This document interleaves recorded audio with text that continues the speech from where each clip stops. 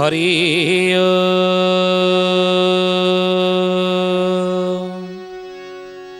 ओम भूर्भुवः स्वः तत्सवितुर्वरेण्यं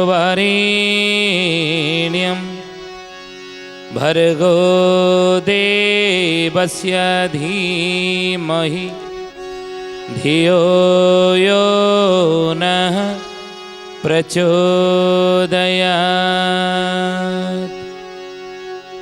महाब्रह्म निर्विकल्पं पूर्णानंद मयं हरि सर्वघटेज अच्युत तस्य पदे नमाम्यहम् तस्य पदे नमाम्यहम्। बोली महापुरुष अच्युतानंद जी की जय। शुद्धि जनी ज्ञानी गुणी मंडली आज अध्यायर आलोचना को आपण मानक स्वागत जनाऊँ। आज मालिका वचनर आलोचन आम आलोचना करने को जाऊे कल्कि अवतार एक विचार विमर्श। कल्कि अवतार रहस्य कौन, कल्कि रामकर रहस्य कौन। शुद्धि जानी जाकि आम जाचे त्रेता जुगरे प्रभु रामंकर अवतार होता, द्वापर जुगरे कृष्णंकर अवतार होता। तो महापुरुष राम अवतार एवं कृष्ण अवतार विषय रे मध्य आलोचना करिसेंती मालिका शास्त्र रे।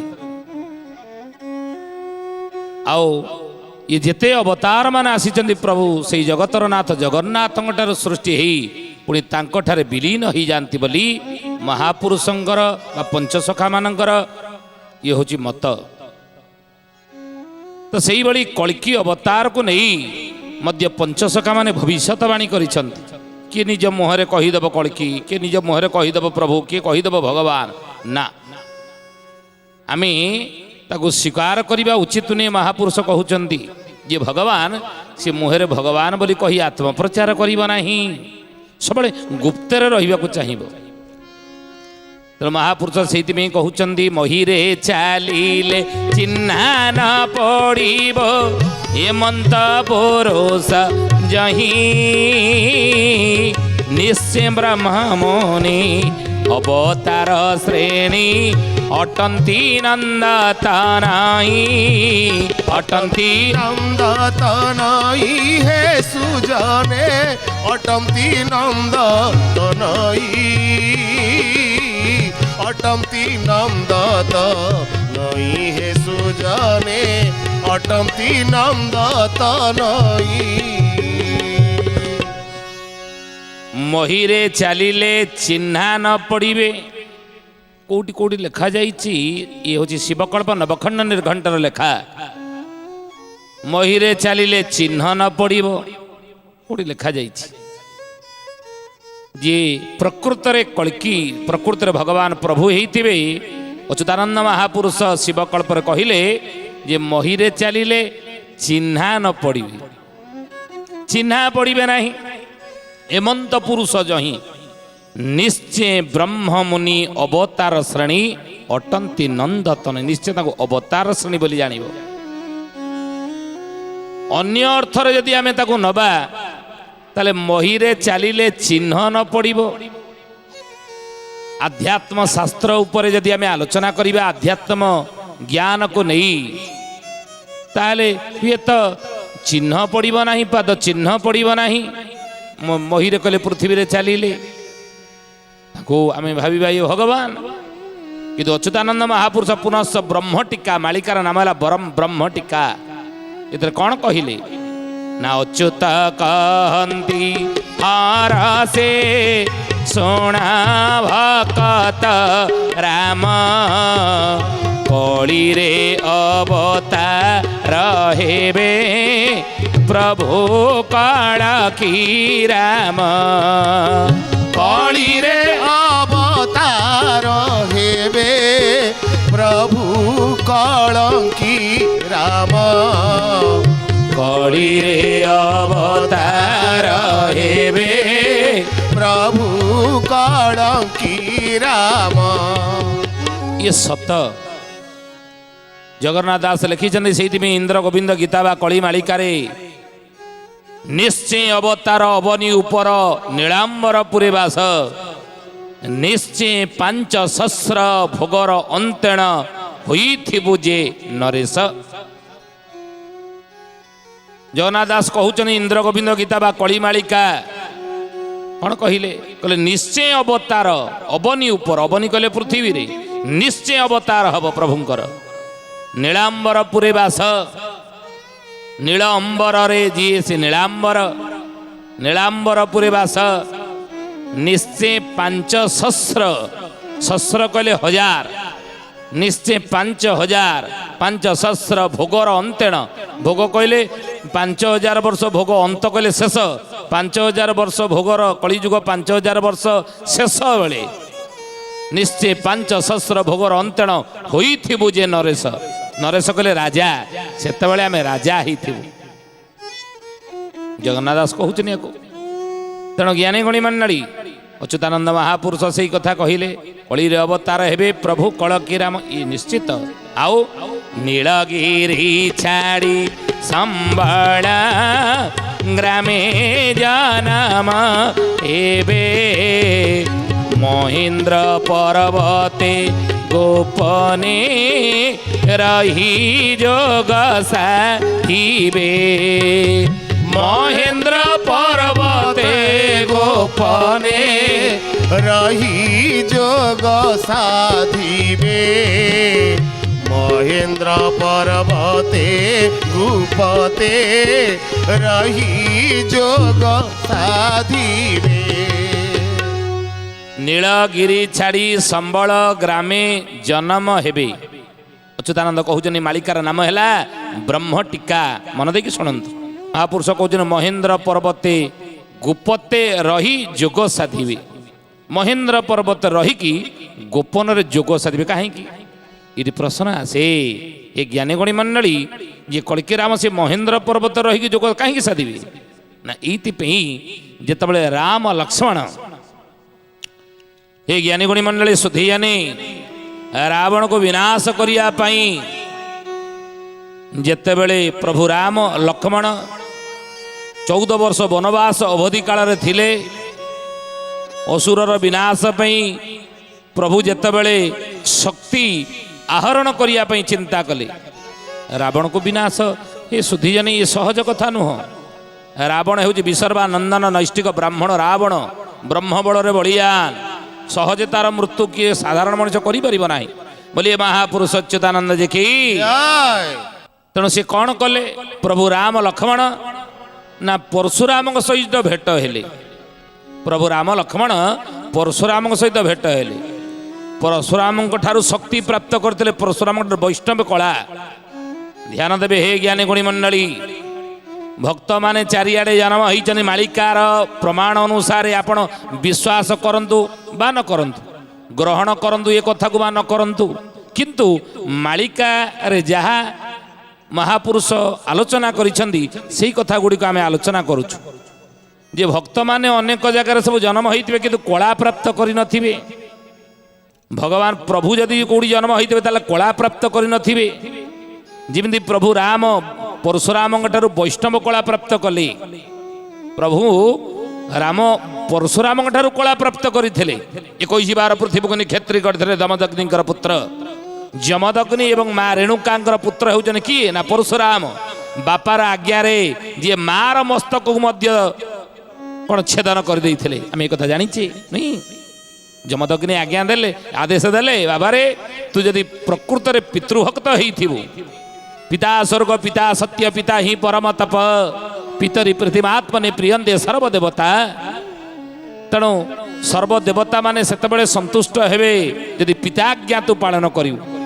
ତୁ ପ୍ରକୃତରେ ପିତୃ ହିତକାରୀ ପିତୃ ଆଜ୍ଞାକାରୀ କି ନୁହଁ, ମୁଁ ପରୀକ୍ଷା କରିବାକୁ ତତେ ଚାହେଁ। ନା ବାପା କି ପରୀକ୍ଷା ନେବେ ମୋ ଠାରୁ? କି ପରୀକ୍ଷା ଦେବି ଆପଣ ମୋତେ କୁହନ୍ତୁ? ପରଶୁରାମ ପଚାରିଲେ।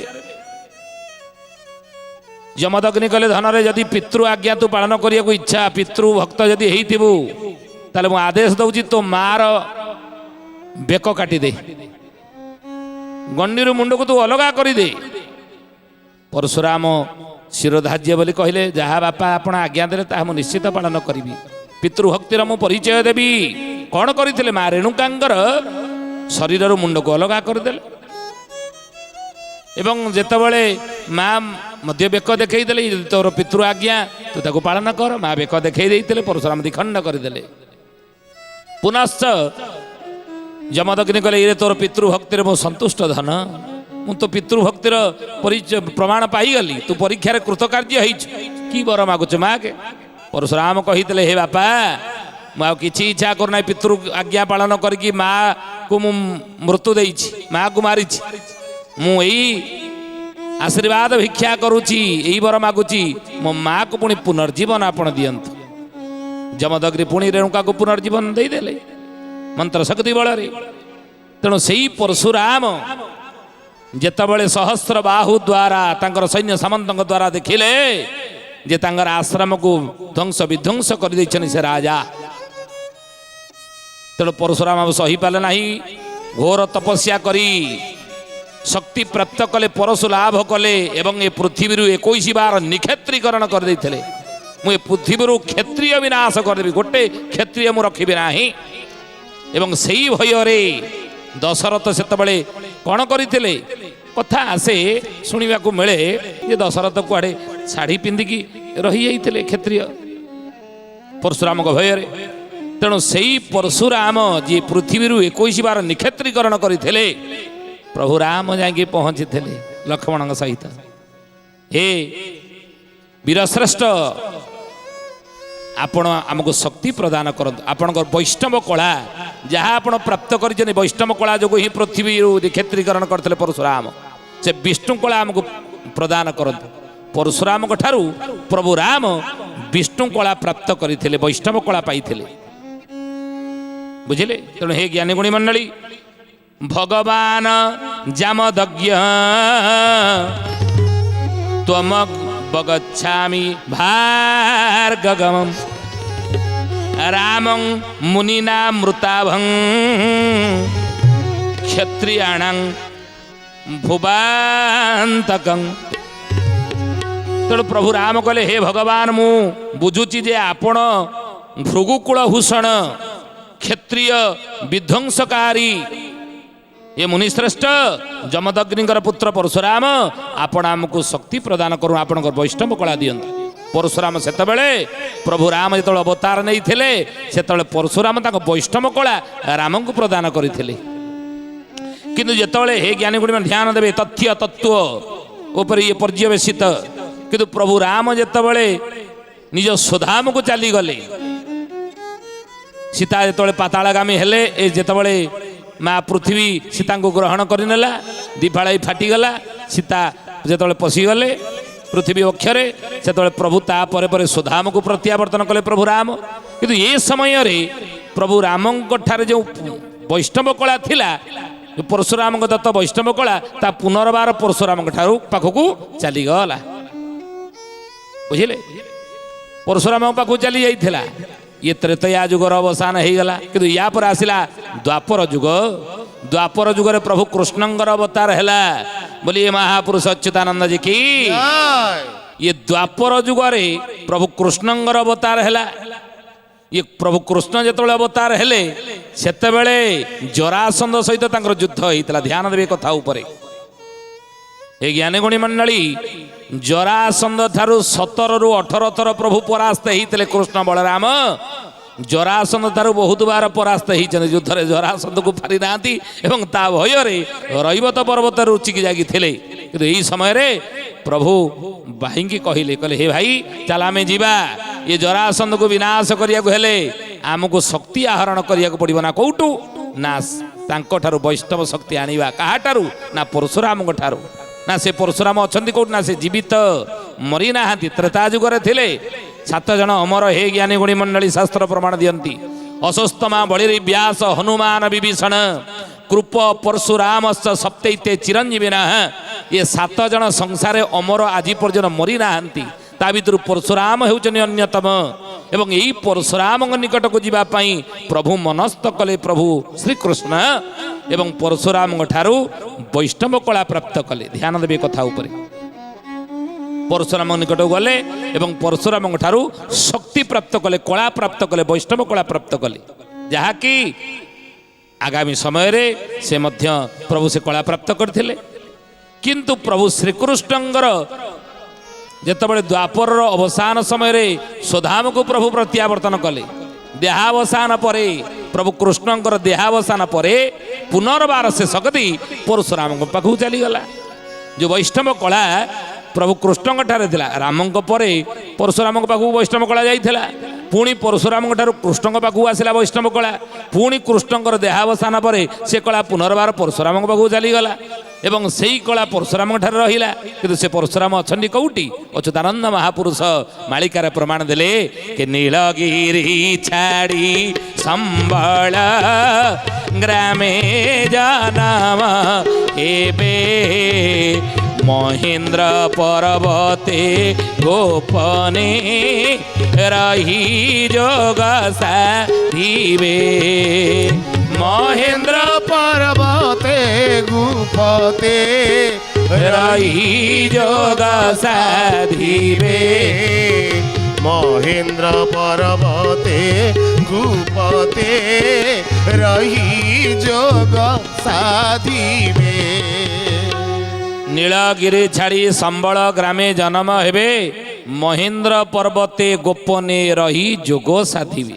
से परशुराम अछंती कौटी ना वर्तमान समय रे जहाँ मालिका शास्त्र प्रमाण दी आ मालिका कहांकर ना अच्युतानंद महापुरुषंकर कौ मालिका ना ब्रह्मटिका लिखा जाइए कथा कहले कौटी रही परशुराम ना महेंद्रगिरी पर्वत अच्छी कौटी गंजाम जिले में महापुरुष से गंजाम ब्रह्मपुर रे से महेंद्रगिरी पर्वत रही जो परशुराम तपस्या करुँच प्रभु कृष्णଙ୍କର देहावसान परे से वैष्णव कला परशुराम पाखक पड़ जाइए तेणु से वैष्णव कला को प्राप्त करने कला प्राप्त प्रभु जन्म होते सुधा कला प्राप्त करे कल के राम जन्म मालिका प्रमाण अनुसार बारंबार कहूँ मालिका प्रमाण अनुसार जन्म होते सुधा कला प्राप्त करे से कला वैष्णव कला पाइबे कौटू ना परशुराम पाखक जी कौटी ना महेंद्रगिरी पर्वत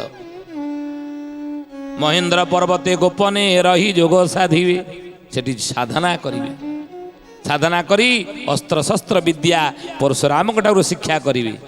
आउ महापुरुष सही कथा कहिचंती जे नीलगिरी छाड़ी संबल ग्रामे जन्म हेबे महेंद्र पर्वते गोपने रही जोग साधिबे। तेणु एथिरु आमे कौन जानिया को पाइले आमे कौन जानिले जानिबा जिनस है कौन ना हुए तो आपण मैंने अनेक जगह जाऊे आम अनेक जगह जाऊा विभिन्न जगार अनेक कहते हाँ ये कलकी से प्रभु से भगवान जन्म होते सुधा गले कौन हम महापुरुष कहते कला पाई नथिबे साधारण भाव थे कला प्राप्त हो नथिबे किंतु महेंद्र पर्वत को जाई से कला प्राप्त करिवे। अथासौ जुग संध्यायां दस्यु प्रायेषु राजसु जन्मिता विष्णु जशोसो नामना कल्की प्रभु जगतपति। या श्रीमद भागवत महापुराणर तृतीय अध्याय श्लोक नंबर है 25 नंबर श्लोक तृतीय अध्याय श्रीमद भागवत महापुराण रही मनरू कहून एथरे लिखिले कौन व्यास ना अथासौ जुग संध्यायां दस्यु प्रायेषु राजसु जन्मिता कल्की महापुरुष कहले जन्मिता विष्णु जशोसो नामना कल्की जगतपति। अर्थात यार अर्थ है कौन ना जुगर संधि समय अथासौ जुग संध्यायां अर्थात जुगर संधि समय संधि आम आलोचना करी विषय संधि क्या कहते संधि कौटा कहते ये संधि काल संधि पूजा हम माँ दुर्गदिन आसने दुर्गा संधि पूजा हम संधि समय कहते तेणु संधि कहले संध्या अर्थात गोटे जुगर आरंभ शेष आउ गोटे जुगर आरंभ दिन सरीबा राति आसीबा ये मध्य समय कहते संध्या संधि है संध्या है जो संधि रही संध्या संधि रु संध्या मुझे संध्या देवी मुझे वृंदावती मूल्य टे संध्या दे आसे संध्या कौन ना संधि रु संध्या तेणु आपको संधि कहती दिन सरुव राति आसुव ये मध्यवर्ती समय को संध्या कहती संधि कहती राति सरुव दिन आसुव ये मध्यवर्ती समय को संध्या कहती तेणु अतासौ जुग संध्याया जुगर जितेबाला संधि काल आसब अर्थात गोटे जुग सरी आउ गोटे जुगर आरंभ जिते हवा को जीव दस्यु प्रायसु राजसु दस्यु प्रायसु राजसु अर्थात राजसदृश वेश धारण करी मोर भक्त मानकर एवं चोर प्रवृत्ति को दस्यु प्रायस कले दस्यु प्रवृत्ति को धारण करी मो भक्त मानकर कलिहत मानव मानकर मु पाप ताप को हरण करी नहीं जीवी जन्मिता विष्णु जशोष नामना कलकी जगतपति यार अर्थ होची या तेणु हे ज्ञानी गुणी मंडली आज तो समय ही बाणी की विराम दबा पुणी आसंता अध्याय आम प्रभुंकर कथा आलोचना करवा मालिका शास्त्र आलोचना करवा तो आसतु से बाणी की विराम दबा पूर्व जड़े भक्तर ना कहवा किए से भक्त कौन तार ना कौटी तार जन्म कहले दिन नाम गंगा कूड़े रे ध्यान लगाइब ज्योति की जे लगाइब ज्योति की जे सो जाने लगाइब ज्योति की जे हरिहर स्वरमा सुत होई से जे शुद्ध वीरते भजे सोना सो जाने गुणी बेल काल आसी लाड़ी हे सोण सुजने गुणी दिन नाम जड़े भक्त गंगा कूल निकटरे हरिहर शर्मांकर से पुओ होइथिबो बापा ना हरिहर शर्मा होइथिबो शुद्ध अविरत प्रभु नाम भजन करुथिब ई बड़ी जड़े भक्त जन्म होइथिबो सुधैयाने ना लिखि रखंदु भक्तर पर आपण ठाब करिवे आज तो समय होइछि बाणी की विराम दबा प्रभुंकर नाम नहीं बोला हरि बोला हरि बोला बोला हरि हरि बोला हरि बोला हरि बोला बोला हरि हरि जय जगन्नाथ आदि कन्ना मदन मुरारी जय जगन्नाथ आदि कन्ना मदन मुरारी बोला हरि बोला हरि बोला बोला हरि हरि बोला हरि बोला हरि बोला बोला हरि हरि सुधीजनी आज विदाय दियंतु पुणी आसंता अध्याय भेट हवा रोचु हरि ओम शांति शांति शांति सर्वारिष्ट सुशांति भवतु। प्रार्थना आम आनंदर उत्स।